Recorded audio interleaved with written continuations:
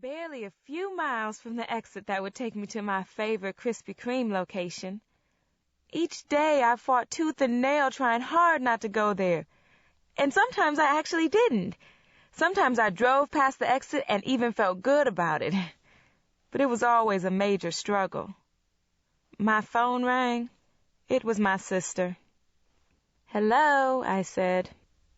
"Where are you?" "In traffic on my way to work. What's up with you?" "Why on earth do you keep doing that?" she said, ignoring my question. "Doing what, Tina?" "Driving all the way downtown." "I do it because this is a free country and because I want to." "Whatever." "Whatever is right. Now, did you want something in particular, or were you just calling to harass me?" "I'm calling for 2 reasons," she replied. "Well, actually 3. First, I wanted to tell you that I got promoted yesterday to purchasing manager." "Well, good for you. I know you've been wanting that to happen." "I have, and it's going to pay me $15,000 more a year. Then, on top of that, Riley Jackson asked me out. You know, that fine as wine anchorman on Channel 8. "That's nice." "Nice? It's fabulous. He's a huge local celebrity, and that means I'll be going to the best parties that Chicago has to offer." I couldn't believe how shallow Tina was. She was so my mother, and every bit as appalling. "Tina, what's the 3rd thing you wanted to tell me?" "That I'm planning a surprise birthday party for Mother." "Oh, really? When?" "Duh, on her birthday." "I know, Tina, but on her birthday, near her birthday, when?"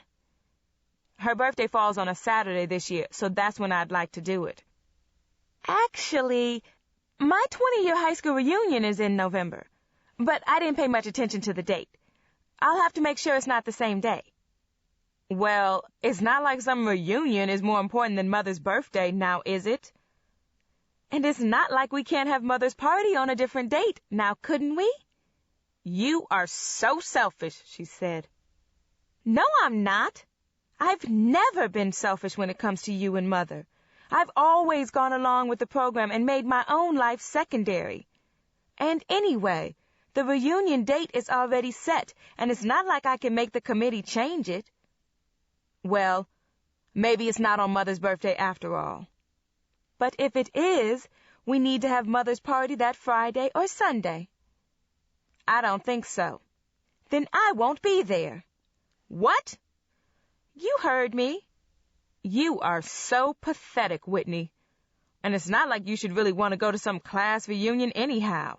Not unless you're planning to lose some of that weight you're walking around with." I didn't know whether to cry or curse Tina out. "Tina, you know what? Go straight to hell." I pressed the off button and tossed my phone on the seat. I was as angry as ever. The same as every other time I finished a conversation with my sister. The only time I became more irritated was when on a rare occasion I spoke to my mother. They both made me cringe. I just couldn't understand why they treated me as if I didn't matter. But I knew it was mainly because they were ashamed of the way I looked. It didn't matter that I wore the best clothing a plus-size woman could buy, that most men swore I had a beautiful face, or that my hair was never out of place. They didn't care about any of that. All they cared about was that I didn't look like them. Thin. They despised the fact that I didn't act uppity the way they did, or that I didn't care that much about status. They despised me for caring a great deal about food. Traffic picked up a bit, and I thought about Jarrett, the gorgeous man who dumped me just 8 weeks ago. He'd seemed so into me the first 3 months, but it hadn't been long before his daily calls lessened and he began wanting to see me only at my apartment. I soon realized that this was because he didn't want to be seen with me in public. You see, I was good enough to give him sex and a well-cooked meal, but I wasn't the person he wanted to spend the rest of his life with. I know this because he told me exactly that, word for word. I cried 2 days straight over a weekend, all the while consuming 2 whole pizzas, 2 12-packs of soda, and 3/4 of a German chocolate cake. What was a girl to do? The only thing that would certainly make me feel better for the moment, exiting the highway and heading toward Krispy Kreme. As I drove closer, I could already see the bright red light illuminated inside the window. And that meant that the originals were warm and fresh. So I rushed inside and purchased 1 full dozen. I ate 2 of them in the car before starting the ignition. I ate 4 more during the rest of my drive to work and took the remaining 6 up to my office. I wasn't proud of it, but I knew I would indulge in the rest of them before lunchtime. And why not? Because it wasn't like I had anything else to comfort me. Food was a very necessary part of my life, and right now, I just couldn't see a reason to go without it. Taylor. I drove to O'Hare International Airport in what was mostly stop-and-go traffic, and I was glad that I'd left home as early as I had. I lived in a south suburb, but at 8 in the morning, travel to any Chicago destination took a lot longer than it should have. The more I thought about it, I wasn't feeling all that well, even lightheaded, and I wished that this legal conference in Los Angeles had been scheduled for another time, specifically not close to my infamous menstrual cycle.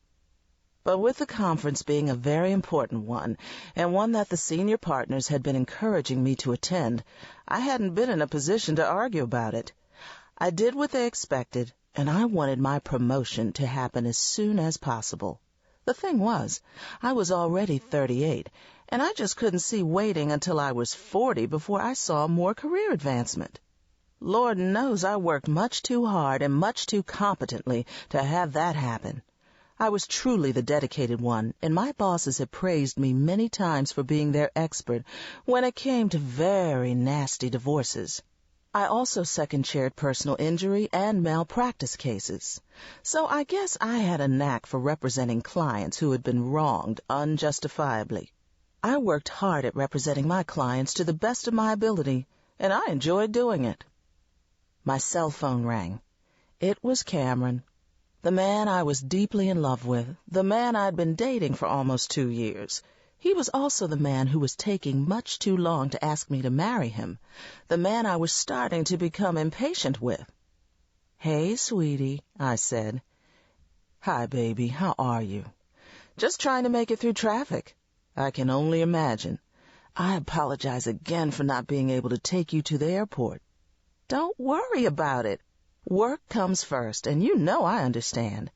But I'll definitely go pick up your car this evening when I get out of here." "I keep telling you, you don't have to do that."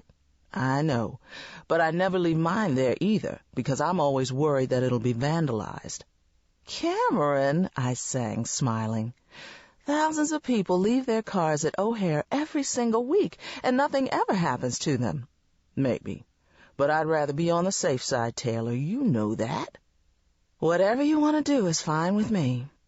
"So what time are you arriving at LAX?" "Around 1 Pacific time." "Do you have any events today?" "Just early registration. The sessions don't actually begin until tomorrow." "But you're flying out as soon as they're over on Friday, right?" "Yeah, I'll be back around 11. "Man, I'm missing you already. You know that." "I miss you too," I said, and wanted to ask him why we were still doing this dating thing and didn't seem to be moving toward a more permanent commitment. I wanted to know why he was satisfied with the existing conditions and why he didn't seem to mind this idea of living in separate households, even though we were clearly in an exclusive relationship. He claimed he loved me, and I certainly loved him, so I just didn't see what the problem was when it came to getting married. The bottom line, I was ready to settle down and start a family because my biological clock was ticking pretty loudly. It was time Cameron proposed or else, and I would tell him so when the time was right.